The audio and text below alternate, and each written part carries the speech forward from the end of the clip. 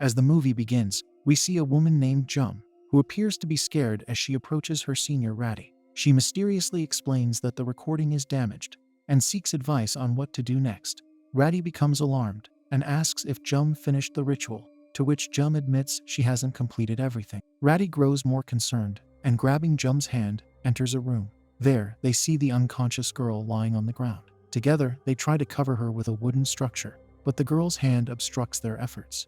Ratty reaches out to move it. After pushing her hand aside, she reaches below the bed to grab something, when all of a sudden the girl springs to life. She seizes Ratty by the throat and slams her head against the bed, fatally injuring her. The girl then turns to a trembling and terrified Jum, pouncing on her and seizing Jum by the throat. The girl undergoes a startling demonic transformation and demands to know who she is. The scene then shifts to East Java in 2003, where we see a young woman named Sri. She is on her way to the restaurant where she works, owned by a woman named Minna.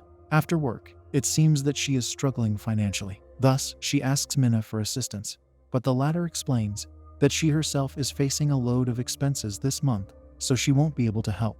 However, she informs Sri about a job opportunity as a female house assistant with the Unc0nsci0us family. Sri is puzzled by their frequent need for helpers, but Minna explains that since they have a ton of restaurants all around, they must always be short on staff. Shortly after, Sri serves a customer a glass of water. However, the man looks strangely at her and then abruptly leaves after paying in pennies.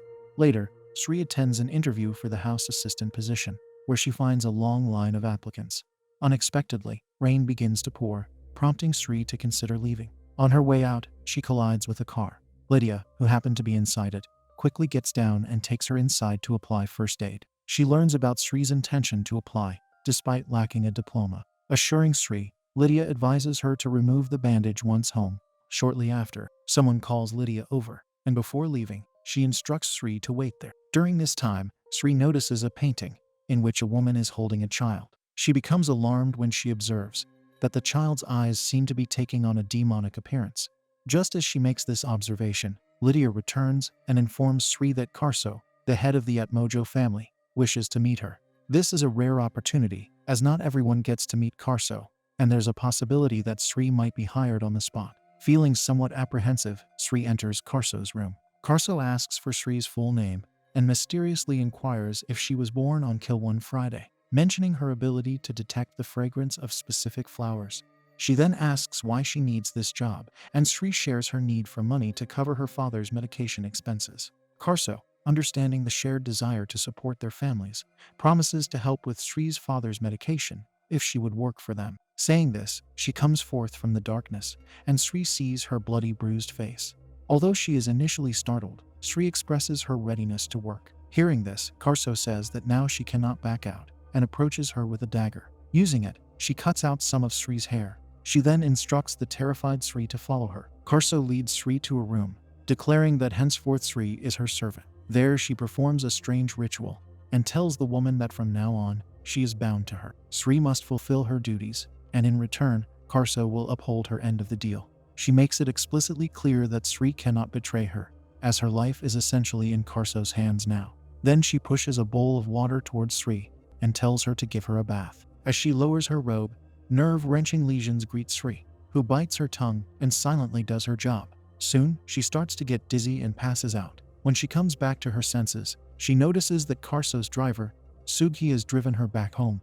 He relays Karso's message, instructing Sri not to disclose what transpired. At home, Sri's father expresses displeasure at her working for the Unc0nsci0us family. Sri defends her decision, explaining how they lost ties due to their inability to afford treatment, and she refuses to let her father suffer a similar fate due to financial struggles. Later that night, Sri is jolted awake by her father's calling. Rushing to his room, she discovers his health has significantly worsened.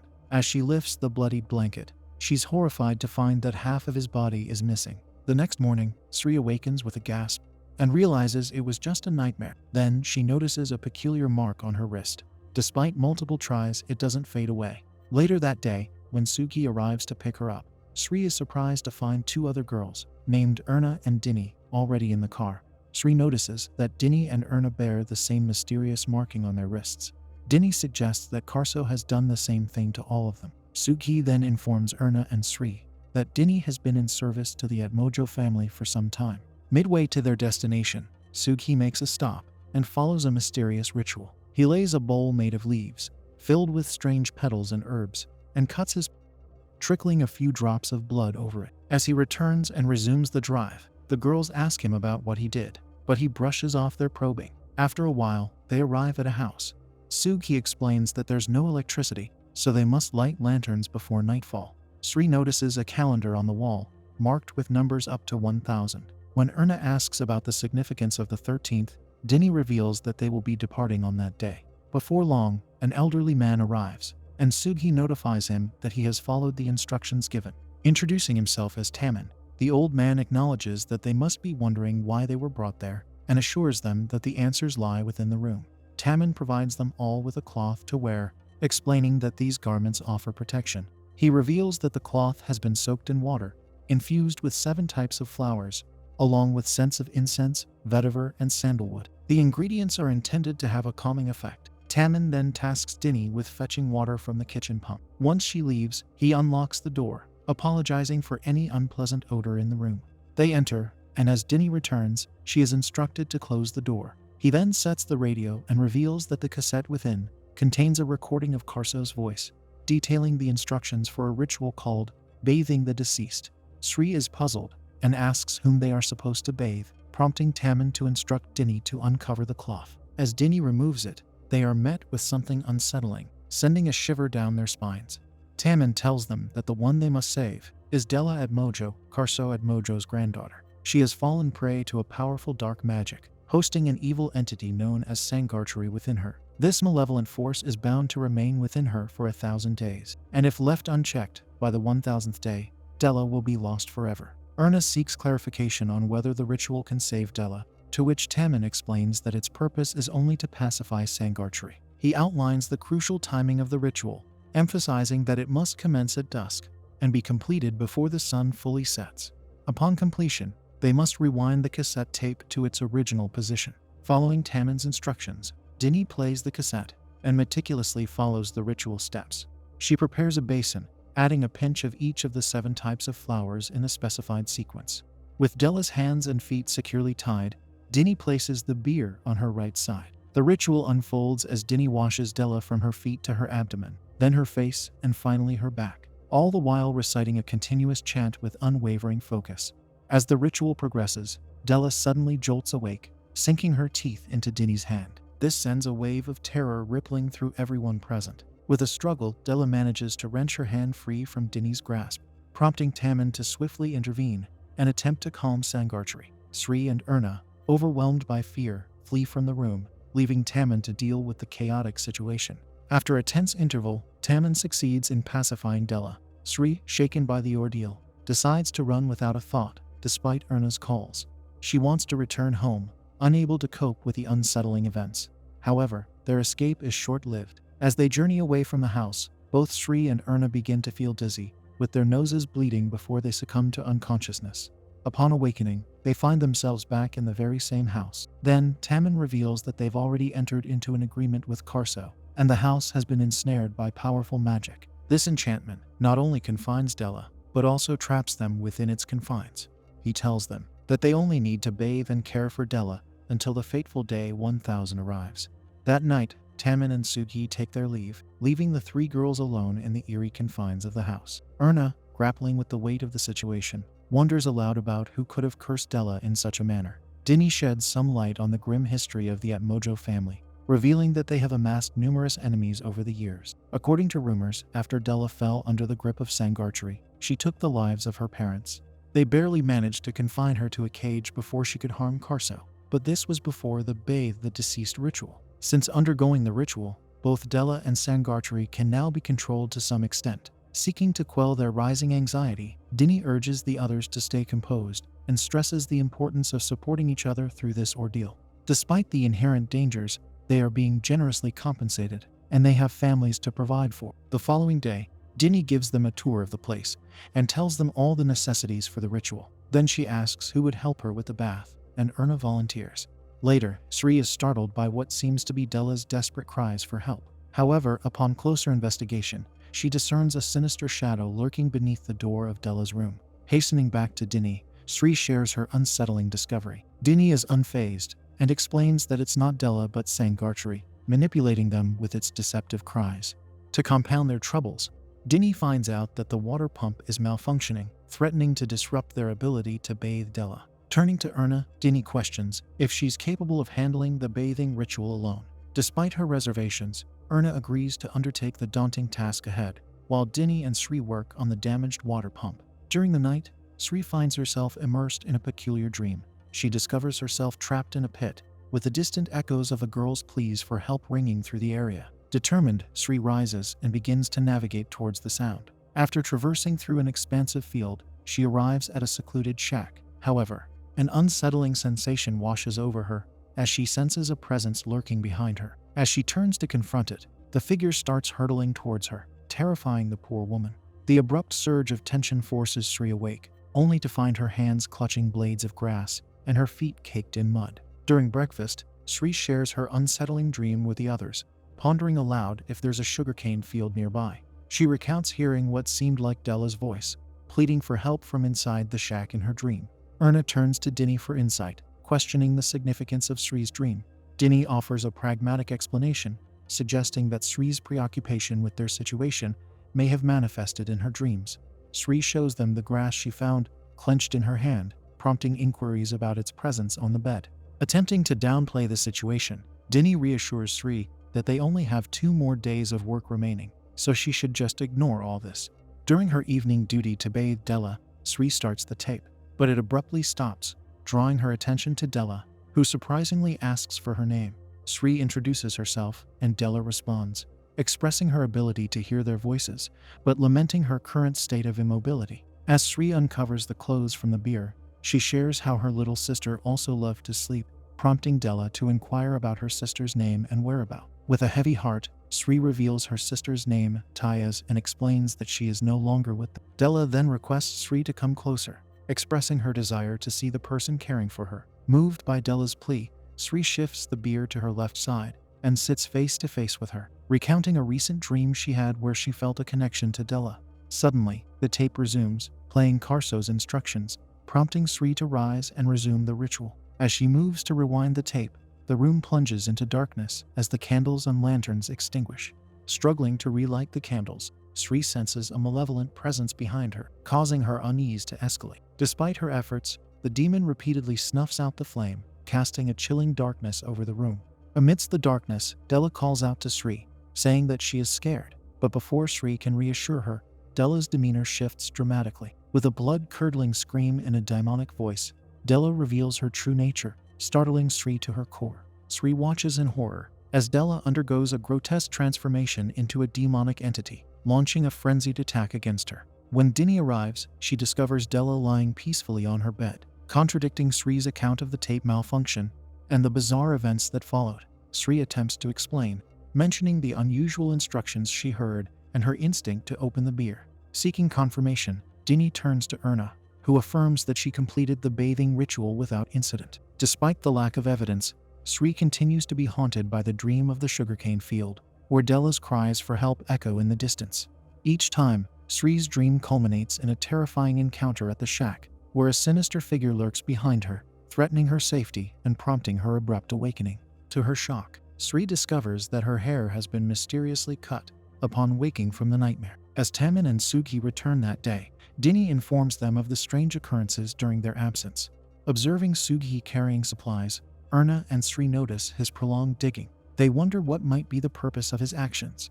Then, Sri attempts to confide in Tamin about her unsettling experiences with Dela the previous night. But Tamin attributes it to Sangarchari's malevolent influence, warning her of its deceptive tactics. But as Sri recounts her strange dreams, Tamin is surprised. Despite all the unsettling events, Tamin advises Sri to stay calm and assures her of her well-being, emphasizing that her safety is paramount. The next morning, upon Tamin and Suki's return, Erna and Sri's curiosity leads them to uncover the pit's contents, only to find it mysteriously empty. Later, Erna expresses a strong desire to leave the house and Sri agrees too, but she also knows that they would only pass out if they tried it again.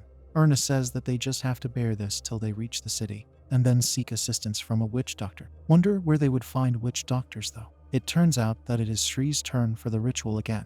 As Sri proceeds with the ritual, Dini joins her for support. However, they encounter another glitch with the tape, prompting Sri to rewind it and start anew. Amidst the ritual, they discover the bucket leaking, necessitating Sri to fetch more water. However, they encounter difficulty as the hand pump is malfunctioning, impeding their progress. With time running short, Erna asks Dini to assist Sri while she keeps watch. Despite their efforts to procure water, they are taken aback to find Dela missing from her bed. Their alarm escalates when they spot her standing in a corner, crying and banging her head against the wall. As Dini approaches her, the candle extinguishes, plunging them into darkness. Upon relighting the candle, they discover Dela has vanished without a trace, intensifying the sense of dread looming over them. As they spot Dela in another corner, she launches a sudden attack, causing both Sri and Dini to stumble and fall. However, when Erna rushes to their aid, Dela inexplicably vanishes once again. Confused and alarmed, Erna questions her whereabouts, but before she can help Sri up, Dela reappears, violently dragging Erna away and inflicting harm upon her. Despite Dini's efforts to intervene, Dela forcefully pushes her aside, rendering her unconscious. In a desperate attempt to subdue Dela, Sri splashes the flour-soaked water on her, causing Dela to collapse and lose consciousness. With Dela temporarily subdued, they proceed with the ritual. During this tense moment, Dela cryptically mentions their shared birth on a plea one day and hints that they are nothing but human. Erna, shaken by Dela's revelation, begins to fear that they are all destined to be sacrificed by Tammin as replacements for Dela's life. She says that perhaps the ominous grave at the front door is for them. However, Dini interjects, urging Erna to reconsider her assumptions. She reveals her own harrowing past, working for Karso alongside her friends Jum and Ratty. Their failure to complete a ritual led to their tragic demise at Dela's hands. This traumatic experience prompted Dini to leave her family behind, and even contemplate taking her until Tammin intervened, offering her a chance at redemption by assisting until the 1000th day. Encouraging Erna and Sri to trust Tammin's intentions, Dini asks them to believe in the possibility of salvation amidst the darkness engulfing. The following morning, Dini and Sri are alarmed to find the lock on Dela's room mysteriously unlocked. Despite their trepidation, they enter cautiously, only to discover a scene of chaos and disorder. It becomes evident that Dela has fled through the broken window, leaving behind a trail of destruction. Remembering Tammin's mention of the fenced area surrounding the house, Sri recalls that it's supposed to be secure. Dini suggests that Dela might still be nearby, prompting them to venture outside to investigate. Dini explains that they should just make sure that all the three parts of the peculiar fence, shaped like a corpse umbrella, are securely in place. As they inspect the perimeter, Dini notices that one section of the fence has fallen. Hastening to rectify it, she quickly moves to reposition the fallen umbrella. However, as she completes the task, a sudden blow to her head renders her unconscious. On the other side, Sri also locates an umbrella. As she steps towards it, her feet slip, and she falls head first down the slope. She groans as she gets up and walks towards the umbrella. All of a sudden, Dela, who was lurking behind her, launches an attack and attempts to strangle her. Just in the nick of time, Tammin intervenes, dousing Dela with holy water to save Sri. Seizing the opportunity, Tammin moves to restrain Dela, but his actions are met with unexpected aggression from Erna, who plunges a knife in his back. Why on earth would she do that? Erna then proceeds to free Dela, prompting a tense confrontation with Sri. Despite Sri's attempts to reason with her, Erna remains resolute in her mission to release Dela. She says that it is all Karso's fault. Erna admits to sabotaging the ritual and orchestrating all the disturbances that they faced, including tampering with the tape and assaulting Dini. Saying all that, Erna attacks her with the knife. In a desperate bid to protect herself, Sri engages in a fierce struggle with Erna, ultimately overpowering her. However, as Sri approaches Erna to check on her, she discovers her lying motionlessly. It turns out that a wooden stick inadvertently lodged in her head, resulting in her untimely demise. Returning to the house, they are met by the arrival of Karso, further intensifying the gravity of the situation. Sri, grappling with the weight of recent events, begins to pack her belongings. Dini, acknowledging the sorrow and regret in Sri's heart, urges her to stay for one more day, promising the opportunity for Sri to reunite with her father that night. She cries, pushing Dini aside and rushes out. There, Karso acknowledges the tragedy that has unfolded and expresses understanding towards Sri's decision. She says that she knows how Sri must have felt powerless in the face of similar circumstances in the past, alluding to her sister's demise. But now the situation is different. Now she has the power to save Dela. When she asks, Tammin elaborates on the unique significance of Sri's blood, likening it to that of Unc0nsci0us, the practitioner of the dark magic ensnaring Dela. Karso reveals that Sri's nightmares weren't mere dreams, but actual encounters in the realm of Sukma, where Dela is kept. She is the only one who can go there and rescue Dela.